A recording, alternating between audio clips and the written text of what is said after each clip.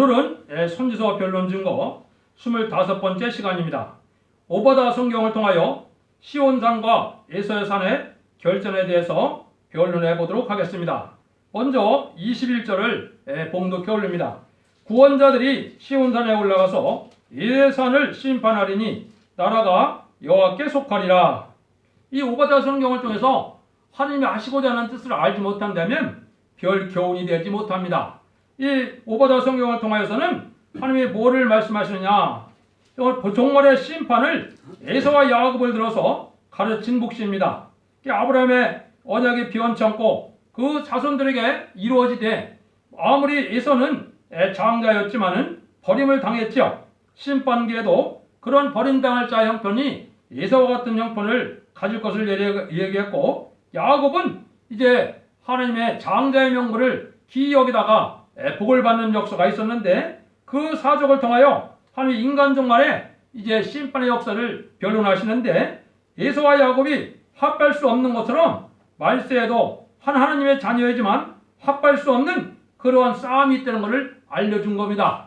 한 여인의 태에서 난 에서와 야곱이 이렇게 형제간에 싸우고 끝까지 합하지 못함으로 버림을 받고 택함을 받는 일이 있었는데, 이게 인간 종말에도 있다 이 말입니다. 이걸 잘 설명을 드려야 되는데, 이것은 또한 말세에 한 교회 내에서 에서적인 신앙자와 야곱적인 신앙자가 나오는 것을 예표하기도 했습니다. 이 사항을 알지 못한다면 이 내용이 별로 도움이 되질 못하거든요. 그래서 여기서 에서와 시온산과 에서의 산의 결전은 그러면 이게 결국은 아마겟돈 전쟁을 뜻했다고 볼 수 있습니다. 그러면 에서는 지금 누구냐? 에서는 북방 세력의 에서입니다. 첫 번째는 북방 세력이거든요. 그래서 무신론 사상으로 나온 북방 세력의 에서고, 야곱은 민주주의적인 세력이기도 하지만은 이제 야곱은 하나님의 복받을 그런 말세 자명제를 뜻하게 되었습니다.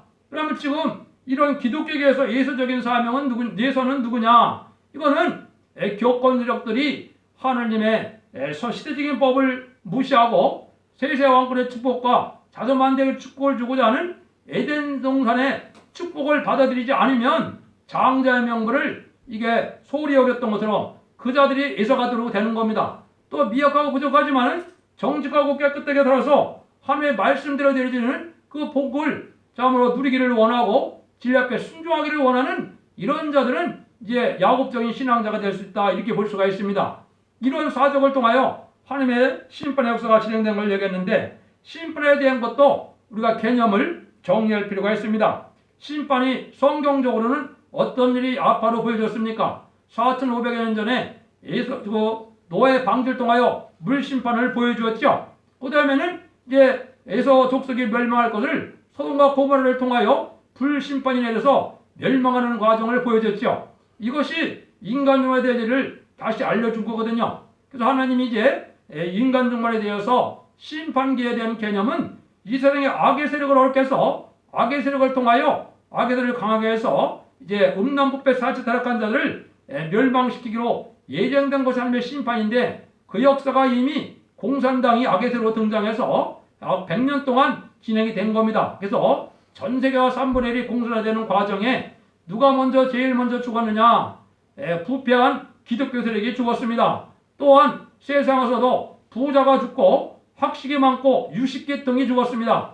이게 하나에 합당하지 못한 자들이 죽게 된 것이고, 그것이 이제 공산당이라는 것은 노동자 농민을 통하여 이거를 유산자들을 멸망시켜서 그 자들을 나눠먹고자 하는 사상인데, 이게 악의 사상이거든요. 그것이 지금은 아수르가 이제 공당당 세력으로 등장해서 한국에도 북방 환란이 임박한 것이 이게 전무후무한 환란이라고 이제 요엘서 1, 2장과 다니엘서 10장 1절에 예언됐는데요. 그 이제 심판의 역사가 진행되는 것이고요. 두 번째는 이제 전산반에 들어가서 실성한 4,000명의 인을 치는 역사가 진행되면은 변호성도가 이루어지고 난다면은 자본주의 세력이 멸망당할 것을 이제 계시록 9장 14절 15절에 보면 전 세계가 3분의 1의 멸망이 올 것을 3차 세계전으로 예언했습니다.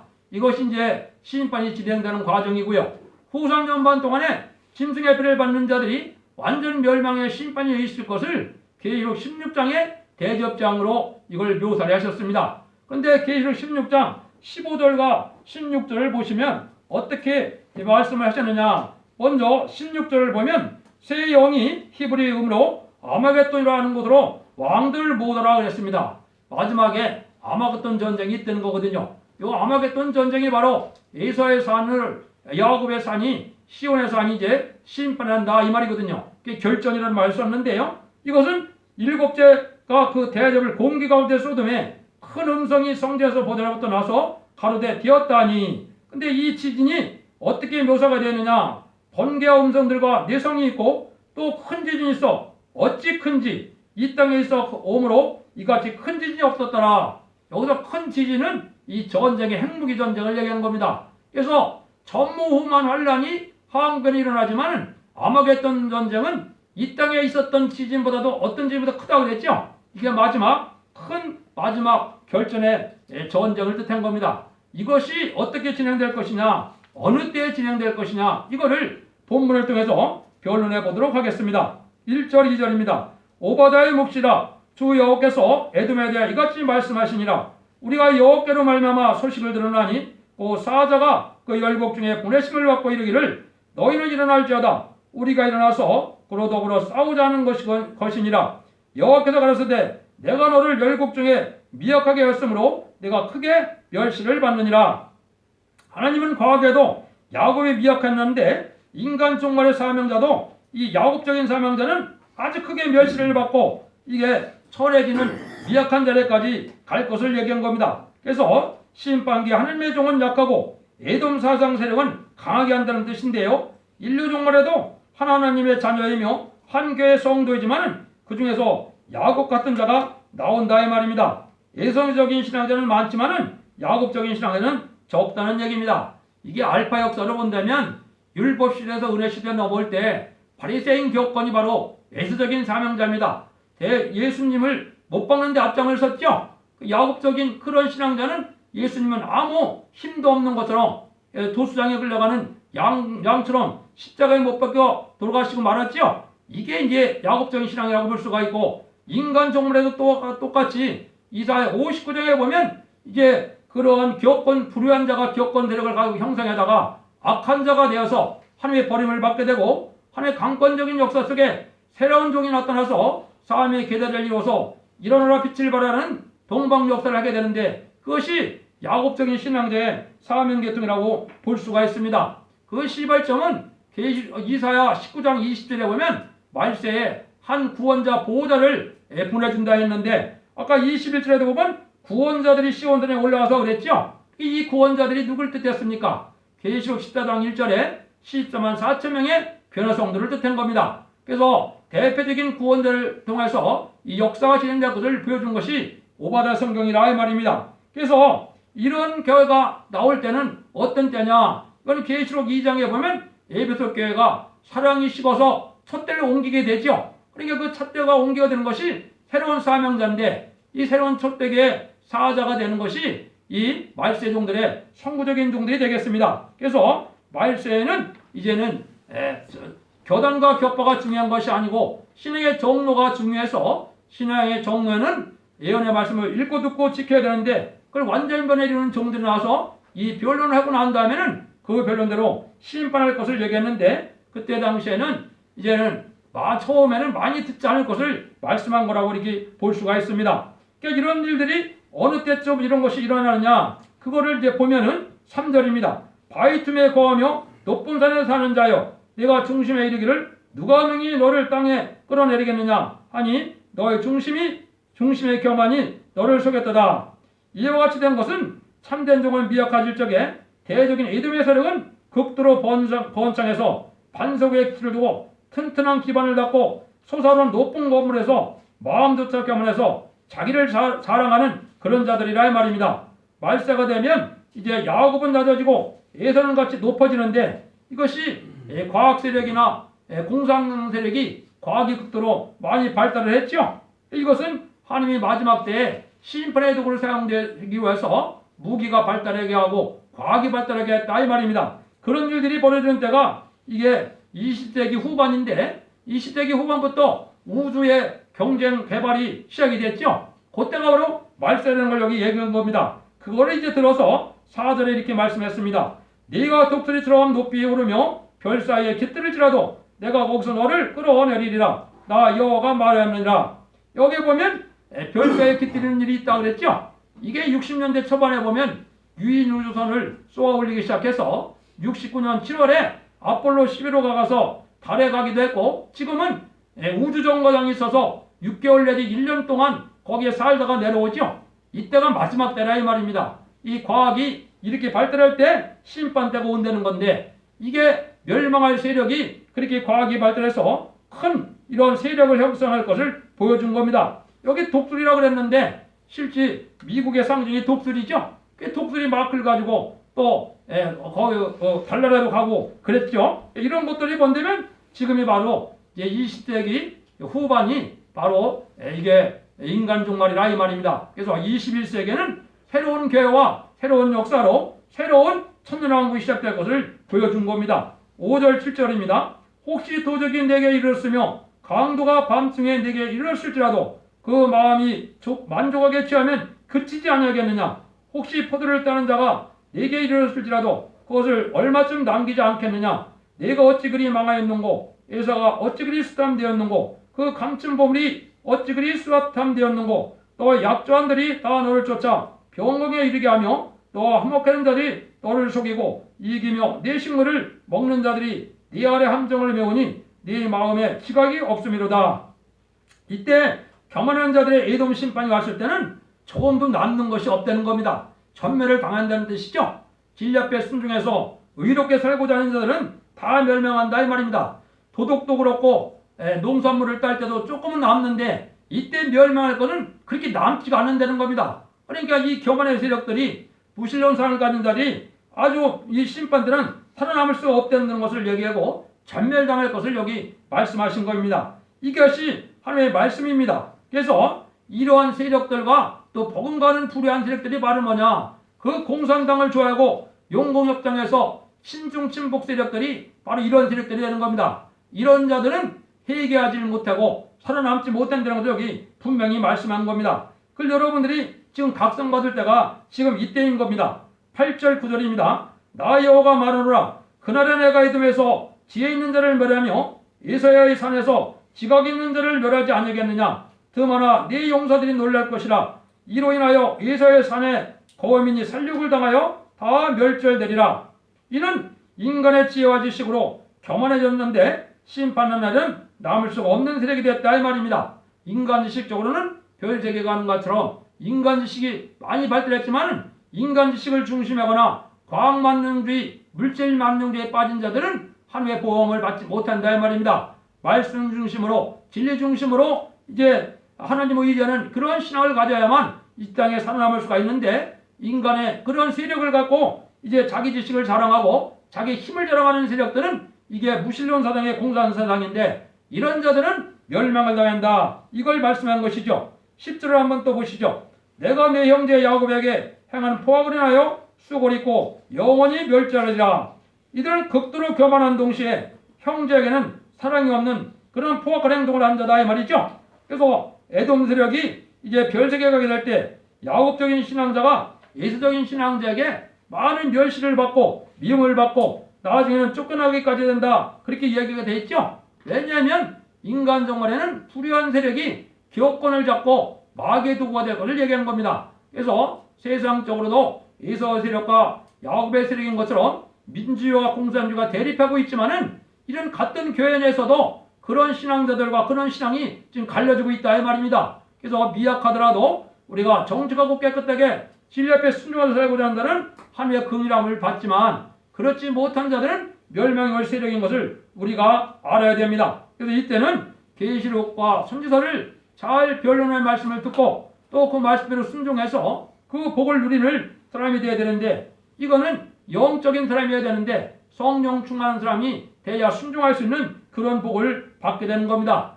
심판되는 중생한 사람들을 대신에 향하여 하나님의 복 받으라고 변론하는 것이 되거든요. 그런 그 교만한 세력은 아무리 변론하고 경고를 해도 받아들이지 않을 것을 말씀한 거라고 볼 수 있는 겁니다. 11절입니다.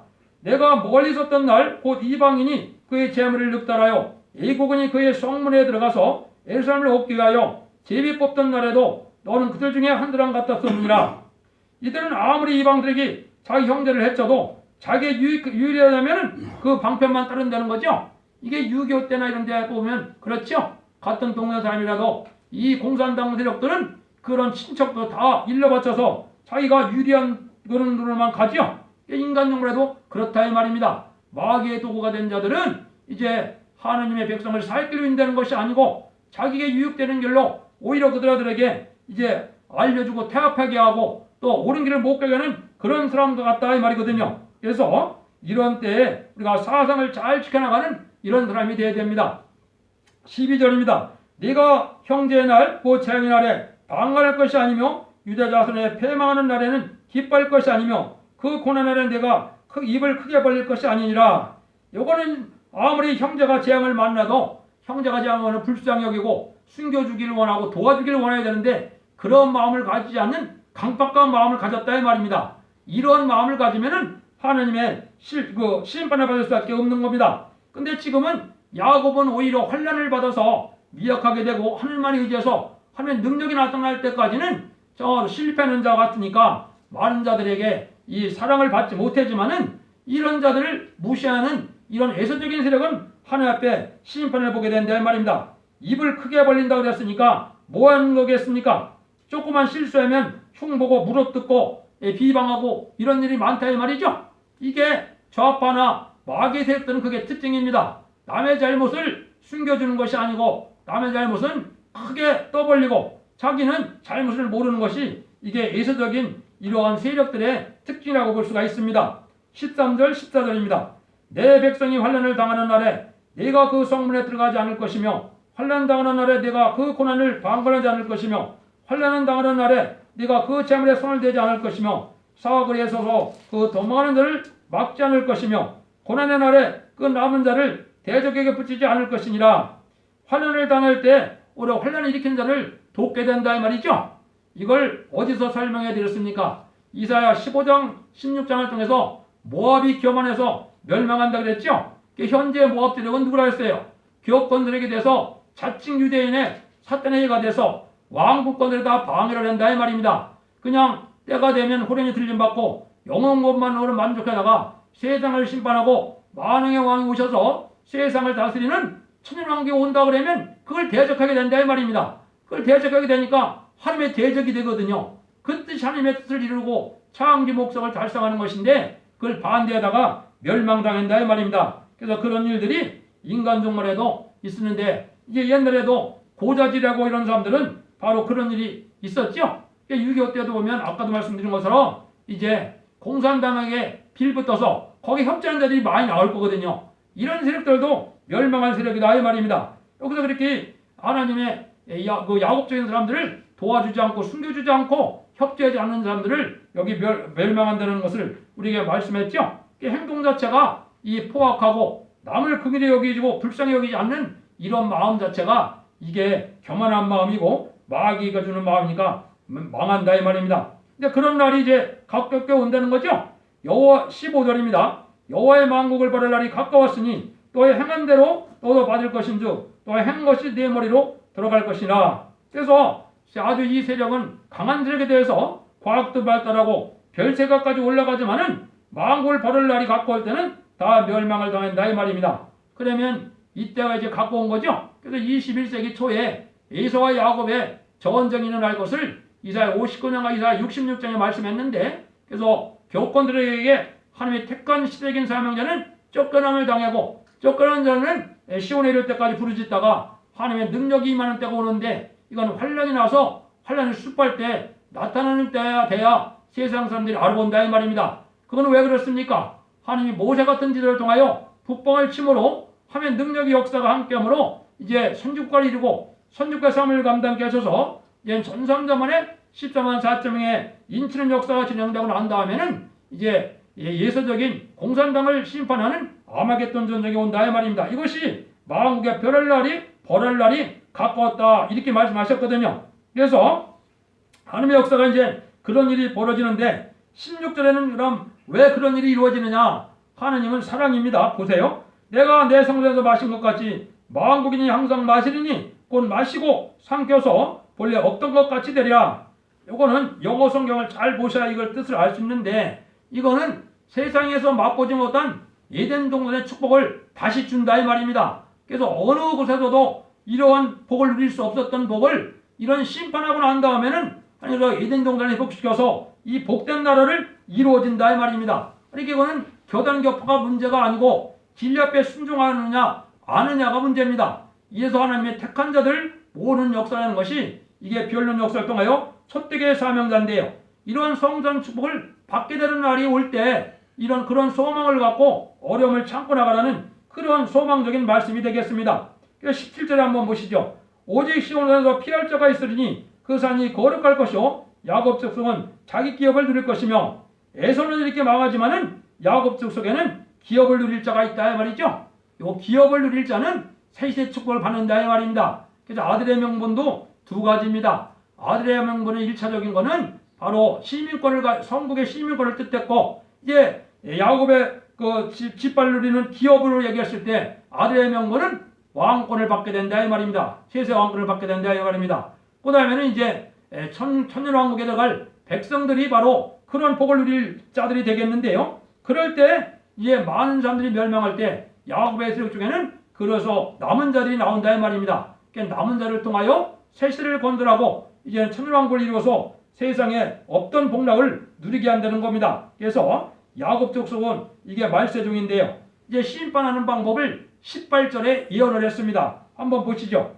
야곱 족속은 불이 될 것이요 요셉 족속은 불꽃이 될 것이며 에서 족속은 초계가 될 것이라. 그들이 그 위에 불어서 그를 살 것인즉 에서 족속에 남은 자가 없으리니, 이는 여호와께서 말씀하셨음이니라. 참 놀라운 일이죠.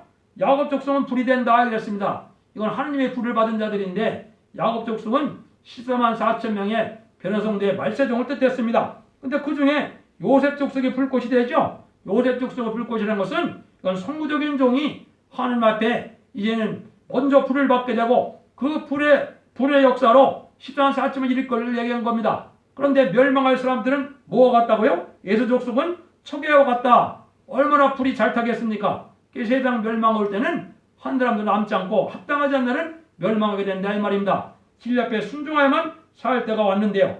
이 말씀에 응하는 과정에 이제 선구적인 종들은 그걸 확신 속에 담대한 믿음을 갖게 되고, 이걸 체험하지 못하는 자들은 나중에 환난과 재앙이 오면은 이제 두려움이 오고 이제 겁이 나니까 호언비백산하다 멸망할 것을 보여준 겁니다. 이것이 이제 성경 여러 구절에 말씀하셨는데요. 몇 구절만 찾아서 봉독해드리도록 하겠습니다. 먼저 이사 10장 17절에는 이렇게 되어 있습니다. 이스라엘 빛은 불이요 거룩한 데는 불꽃이라. 하루 사이에 그 형국과 진려가 소멸된다. 여기도 그랬죠? 이스라엘은 빛이다. 거룩한 데는 불꽃이다. 성구적인 불꽃이니까 먼저 불을 익히는 종이 되겠죠? 이 불은 말은 뭐냐? 여호와 앞에 보좌 앞에 있는 7명의 성신의 불을 뜻했습니다. 이걸 심판의 불, 말씀의 불, 소멸이라 불이라 그랬는데 이사야 4장서에는 심판과 소멸의 불이라, 소멸의 영이라 이렇게 묘사가 되어 있거든요. 하나님의 불을 받는 것이 이게 말세자명자가 돼서 인간 종간에 마귀의 불은 아마겟돈 때 쓰이는 핵무기지만은 핵무기 불을 능가할 불은 바로 누구의 불이겠어요? 하나님의 불이거든요. 이런 불 받을 자들이 앞으로 나온다 이 말이거든요. 그래서 이것이 이제 이사야 31장 9절에는 이렇게 또 묘사가 되어 있습니다.